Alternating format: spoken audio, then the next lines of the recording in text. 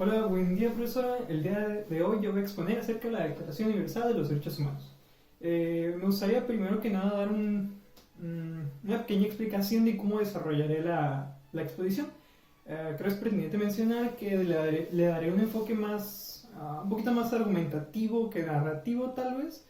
Ah, Considero que la mayoría realizará una exposición en la cual explicará los 30 artículos que fueron publicados en 1948, cuál es el objetivo de cada uno de ellos, y pues esto tiende a ser un poquito más tedioso, un poquito más monótono, y dado esto intentaré darle un enfoque un poquito más argumentativo, tal vez para darle un poquito más de sabor, ¿no?, a la exposición.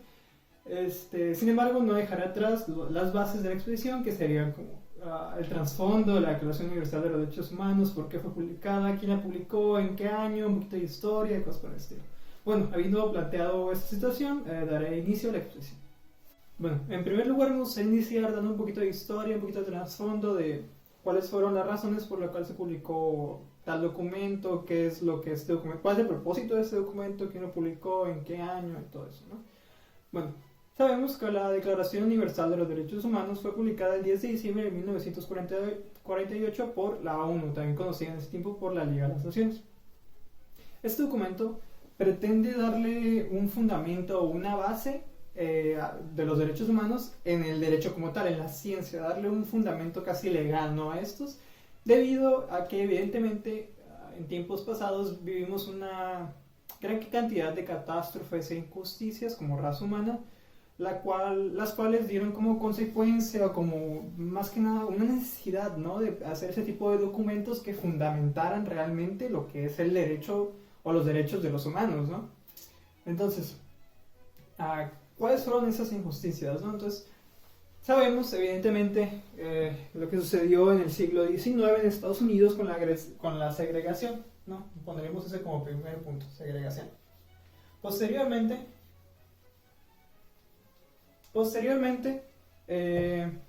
esta segregación, más bien a nivel mundial, ¿no?, es bien conocida, que tuvo un impacto muy grande en Estados Unidos. Sin embargo, también lo vivimos en otros continentes, ¿no? Fue resuelta por Abraham Lincoln en el siglo XX también. Sin embargo, posteriormente nos dimos cuenta que realmente solamente esto no fue suficiente para como ajustar los cabos sueltos, ¿no?, que se tenían de lo que es el derecho de los seres humanos, ¿no? Esto lo vimos en diferentes situaciones, como por ejemplo, la más inmediata que se me ocurre es la Primera Guerra Mundial, ¿no? La Primera Guerra Mundial, pues evidentemente es uno de los sucesos más grandes de la historia, una situación bélica a nivel global con millones de muertes, que evidentemente pues viola una gran cantidad de los derechos que son expuestos en lo que actualmente conocemos con la Declaración Universal de los Derechos Humanos. Posteriormente vivimos, cabe mencionar que a partir de la Primera Guerra Mundial, los sucesos de la Primera Guerra Mundial, se implementó una organización que se conocía en ese tiempo como la Liga de las Naciones. La Liga de las Naciones ahora es conocida como la ONU, la Organización Mundial de las Naciones Unidas. Sin embargo, el origen de esta organización es la Liga de las Naciones posterior a la Primera Guerra Mundial. Ya sabemos que la Primera Guerra Mundial es conocido por varios historiadores como una de las razones inmediatas, llamémoslo así, de la Segunda Guerra Mundial, porque sabemos que a partir de la Primera Guerra Mundial y la creación de las Ligas de las Naciones se creó el Tratado de Versalles. El Tratado de Versalles tenía como objetivo principal básicamente limitar al pueblo alemán en cuestiones bélicas, en armamento, en todo este tipo de cosas. Y como tal, esto se lo considera por muchos historiadores como una causa inmediata de la Segunda Guerra Mundial. Básicamente la limitación del pueblo alemán, eso creó un resentimiento, etcétera, etcétera. Sin embargo, esta no fue la causa inmediata de la Segunda Guerra Mundial, esto es bien conocido. Bueno, posterior a los eventos de la Segunda Guerra Mundial, todas las injusticias que vivió el pueblo judío por la mano de Adolfo Hitler en el poder de la Alemania nazi, pues se creó lo que ahora conocemos como la Declaración Universal de los Derechos Humanos en 1948. Esta fue Sí, la Segunda Guerra Mundial se puede considerar como la causa inmediata de la publicación de este documento porque inmediatamente al finalizar la Segunda Guerra Mundial en 1945 fue cuando se comenzó a trabajar, básicamente cuando las naciones se reunieron y comenzaron a trabajar en este documento. Sin embargo, fue publicado 3 años después, una vez que fue terminado, ¿no? Evidentemente.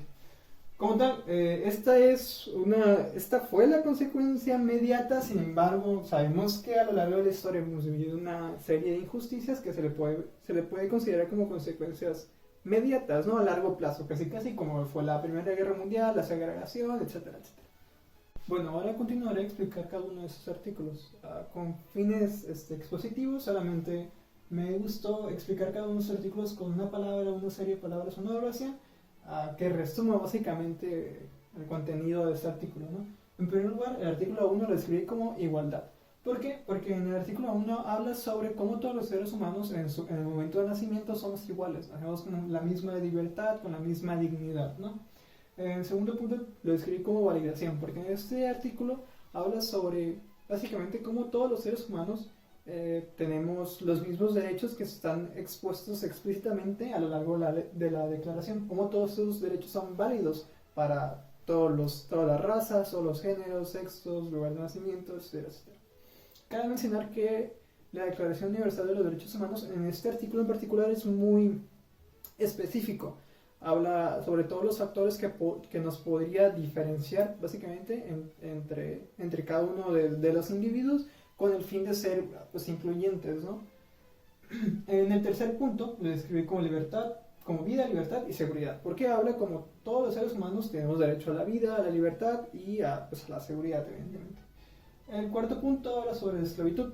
Básicamente expone que ningún ser humano deberá estar expuesto a la esclavitud o servidumbre o cualquiera de las iteraciones de esto mismo que hemos visto a lo largo de la historia, ¿no? Cada una de las versiones de esclavitud que hemos vivido, ¿no? En el punto 5, el artículo 5, habla sobre cómo nadie deberá estar expuesto a actos degradantes, de crueldad, básicamente, ¿no? Y el artículo número 6 habla sobre cómo básicamente todos los derechos o los derechos de los seres humanos aplican en todas partes del mundo, básicamente como cada ser humano deberá ser reconocido como una personalidad, llamémosle legal, ¿no? Como la legalidad de cada uno de los seres humanos deberá ser reconocida a lo largo del mundo. Bueno, el artículo 7 habla sobre cómo todas las personas somos iguales ante los ojos de la ley. El artículo 8 habla sobre cómo todas las personas tenemos derecho a un recurso efectivo que nos proteja básicamente ante violaciones de nuestros derechos fundamentales en un tribunal nacional. El artículo número 9 habla como nadie puede ser arbitrariamente detenido. El artículo 10 habla sobre cómo todas las personas tenemos derecho, siempre que nos estemos en nuestras libertades, tenemos derecho a ser escuchados públicamente ante un tribunal independiente. El artículo 11 está dividido en dos partes. En primer lugar, habla como una persona debe ser considerada inocente hasta el punto en el cual no se pueda demostrar su culpabilidad. Y la segunda parte del artículo 11 habla sobre cómo una persona no puede ser condenada por actos que en su momento eran considerados como no delictivos, es decir, que cuando esa persona cometió esos actos no eran considerados ilegales, ¿no? En un futuro no puede ser condenado por esos sucesos. Y por último, el artículo número 12 habla como todas las personas no pueden ser básicamente atacadas arbitrariamente, es expuesto como injerencias arbitrarias, ¿no? Como no puedes ser acosado básicamente en tu propiedad, en tu vida cotidiana ante la ley, pues. Bueno, el artículo 13 habla como todas las personas tenemos derecho a circular libremente. También si salimos de un país, incluso el propio, tenemos derecho a regresar al nuestro. El artículo 14 habla como todas las personas tenemos derecho a un asilo. Digamos, si somos perseguidos legalmente en un país, podemos pedir asilo en otro, ¿no? El 15 habla como todas las personas tenemos derecho a una nacionalidad y a poder ir adquiriendo diferentes nacionalidades. El 16 habla como tenemos derecho de el matrimonio siempre y cuando sea consensuado, ¿no? Básicamente como las dos personas están de acuerdo en entrar en un matrimonio. Y una vez que se forme una familia, esa familia tiene derecho a una protección legal, ¿no? El 17 habla como todas las personas tenemos derecho a tener una propiedad, ya sea individual o colectiva. Y el 18 habla como tenemos derecho de libertad de pensamiento, de religión y de expresión, básicamente. El artículo 19 habla como todo individuo tiene derecho a la libertad de tener una opinión. El 20 habla como todo individuo tiene derecho a realizar una reunión o una asociación social si así lo desea. El 21 habla como todos los individuos tenemos derecho a participar en el gobierno al cual pertenecemos, ¿no? O digamos a nuestra nación. El 22 habla como todos los individuos tenemos derecho a tener una seguridad social, es decir, que el conjunto de una nación tome la iniciativa de brindar una seguridad a los integrantes de esa nación, ¿no? El 23 habla como todos los individuos tenemos derecho a tener un trabajo, a un sueldo digno y ahora de trabajo dignos también, ¿no? El 24 habla como todos los individuos tenemos derecho a un descanso y el disfrute de nuestro tiempo libre, esto con la finalidad de limitar las horas de trabajo que tenemos. Un derecho que tal vez algunos profesores no son conscientes de al dejar un montón de tarea en vacaciones, pero bueno. Bueno, el artículo 25 habla como todos los individuos tenemos el derecho a tener un nivel de vida adecuado, es decir, tenemos derecho a la comida, a salud, a bienestar, a servicios médicos, a servicios sociales, a una vestimenta, etcétera, etcétera. El 26 habla como todos los individuos tenemos derecho a una educación gratuita, lo que se le considera como fundamental, y ya cuando hablamos de una educación profesional o técnica, pues ya es general en ese punto, ¿no? El artículo 27 habla como todos los individuos tenemos derecho de gozar de una vida cultural, básicamente de gozar de las artes, de la ciencia y de formar parte del progreso científico, ¿no? El 28 habla como todos los individuos tenemos el derecho de formar parte de una red social dentro del cual se nos respetarán nuestras garantías, nuestros derechos y libertades. El 29 habla cómo tenemos deberes dentro de la comunidad a la que pertenecemos, ya que solo en esta se nos respetará nuestras garantías y podremos desarrollarnos libremente, ¿no? Y por último, el artículo 30 habla como todos los derechos que son expuestos dentro de la Declaración de los Derechos Humanos no pueden ser interpretados por ya sea el Estado o individuos de tal manera en la cual sean controversiales o perjudiciales para un individuo en particular, es decir, que esos derechos sean interpretados de tal manera en la cual otros derechos puedan ser suprimidos para ese mismo individuo. Bueno, habiendo dicho esto y expuesto el contenido de la Declaración de los Derechos Humanos de una manera resumida de cada uno de sus artículos, me gustaría continuar con la pregunta, no de investigación, sino más bien de reflexión, casi, ¿no? Porque si hablamos de una pregunta de investigación, realmente pues es un desarrollo muchísimo más largo que evidentemente abarcaría una cantidad de tiempo más prolongada y posiblemente este video termine siendo de varias horas.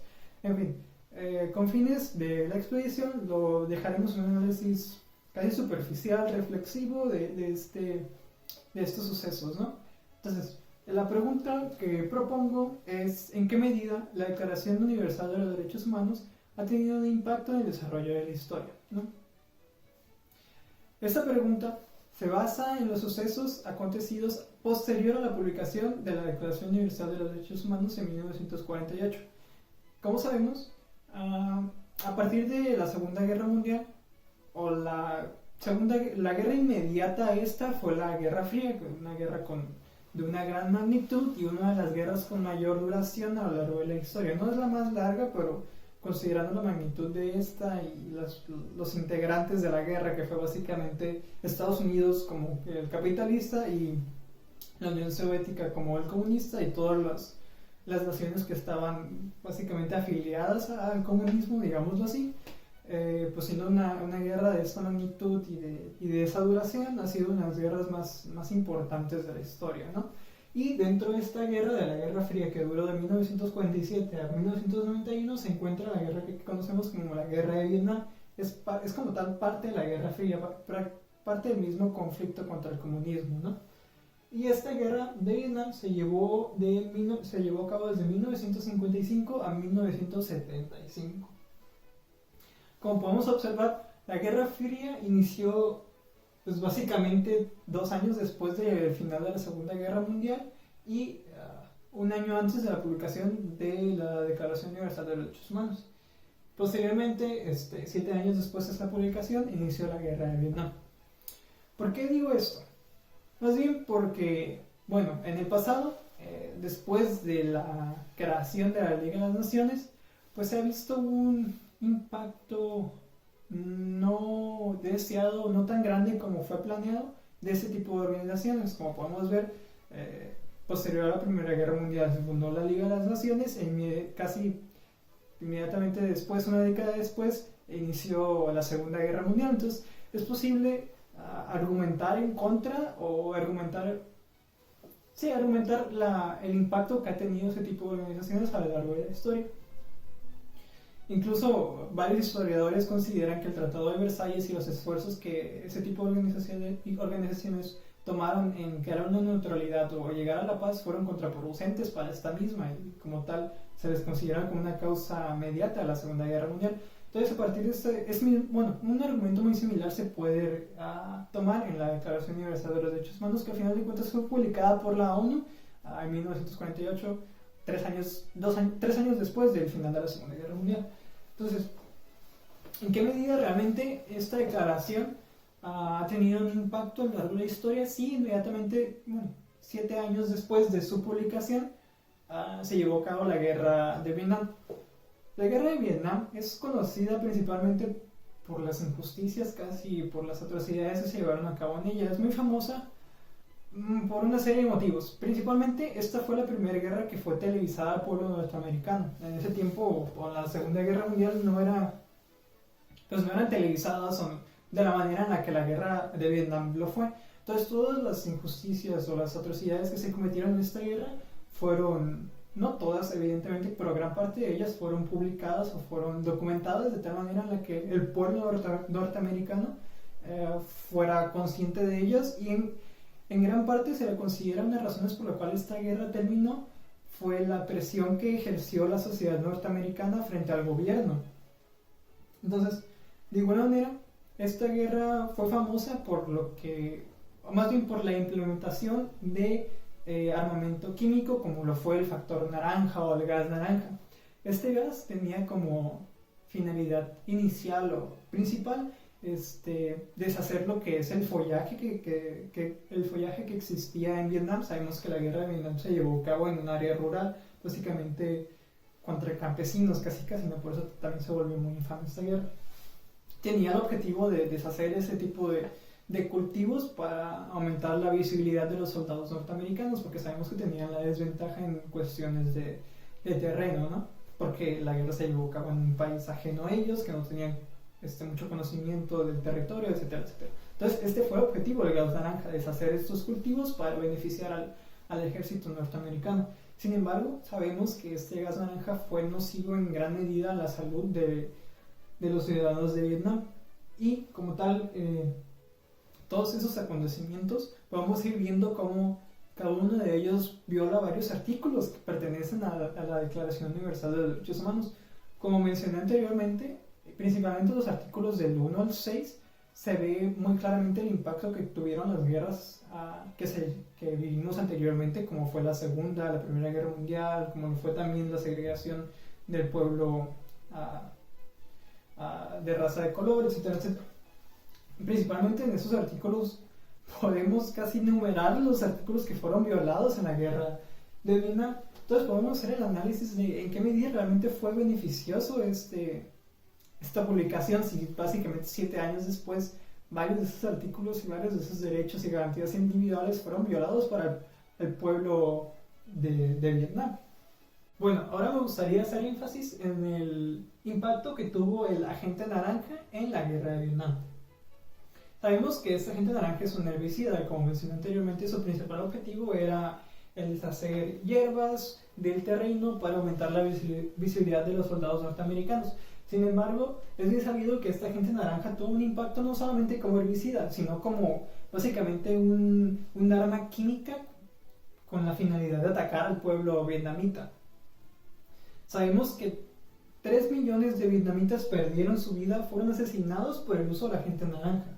1 millón de ellos fueron discapacitados y 0.5 vietnamitas nacieron con deformaciones en su cuerpo, ya que sus padres fueron afectados por esta agente naranja.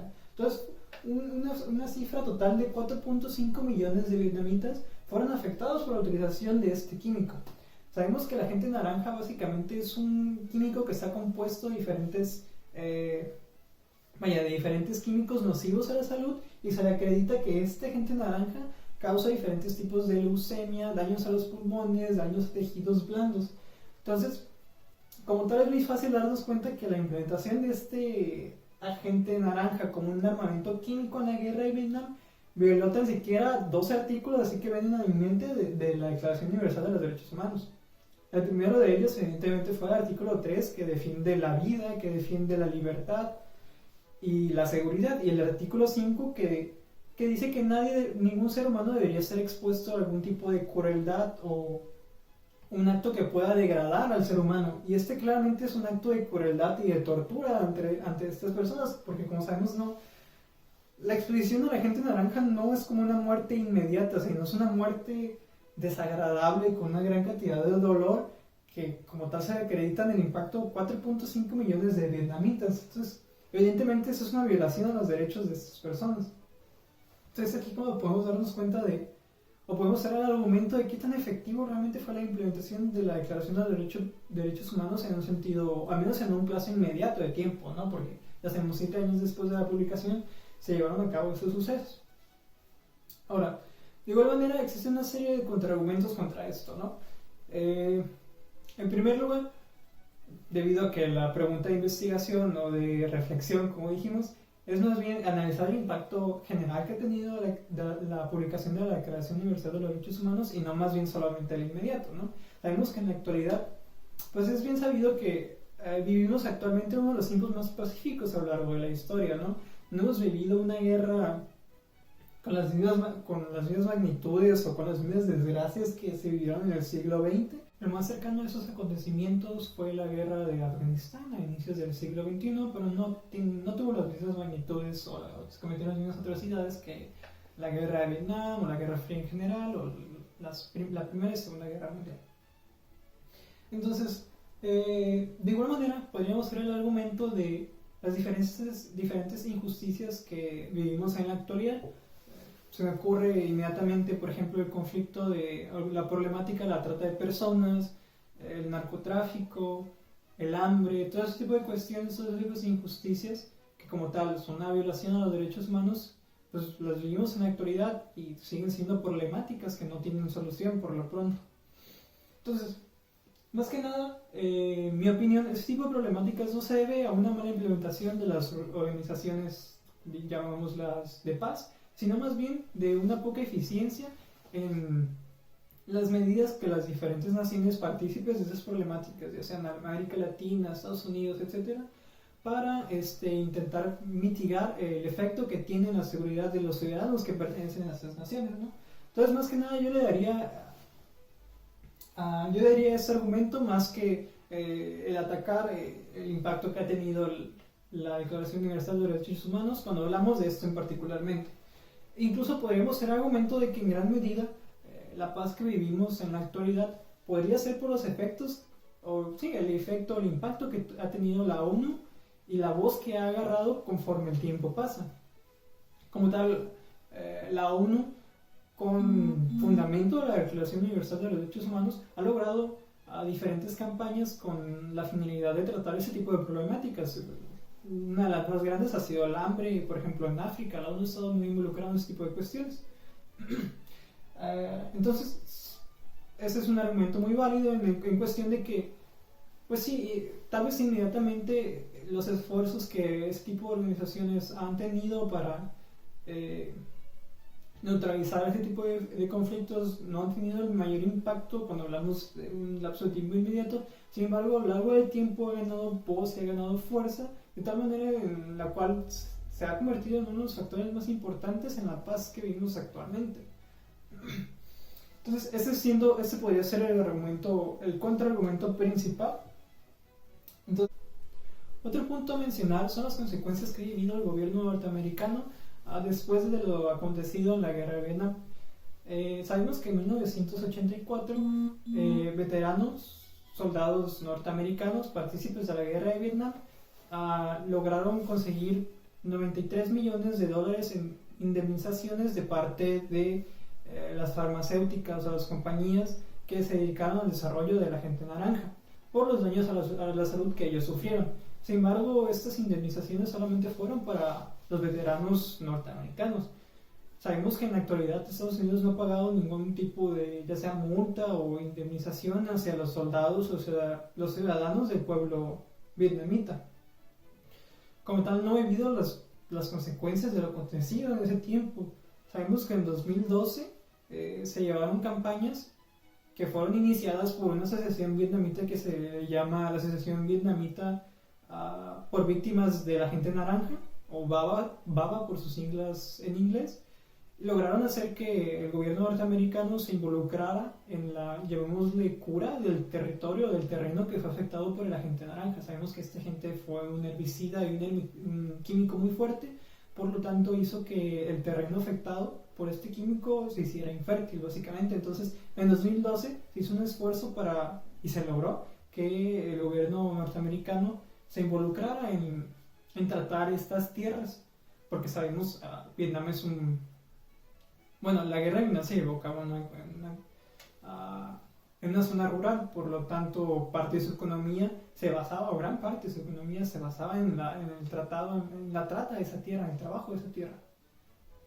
Por lo tanto, pues evidentemente fue un factor muy importante en la economía de Vietnam posterior a la guerra de Vietnam. Entonces, en 2012 se llevó como un esfuerzo para que Estados Unidos aceptara estas tierras. Sin embargo, en la actualidad sabemos que no ha pasado de eso. Realmente Estados Unidos no ha pagado algo, ya vemos económicamente, en favor o con objetivo de beneficiar a los afectados de la guerra de Vietnam. Entonces, es importante hacer ese tipo de reflexiones, ¿no? Como tal, la ONU y la Declaración Universal de los Derechos Humanos un impacto inmediato, claro, y evidente al finalizar el conflicto, la Guerra Fría, la Guerra de Vietnam. Sin embargo, pues realmente no vivieron consecuencias a partir de esto. Entonces, me gustaría dejar la exposición hasta aquí, como mencioné anteriormente, más que como una investigación, como un punto de reflexión, ¿no? Del impacto que tuvo inmediatamente esta declaración y la ONU, previamente conocida como la Liga de las Naciones.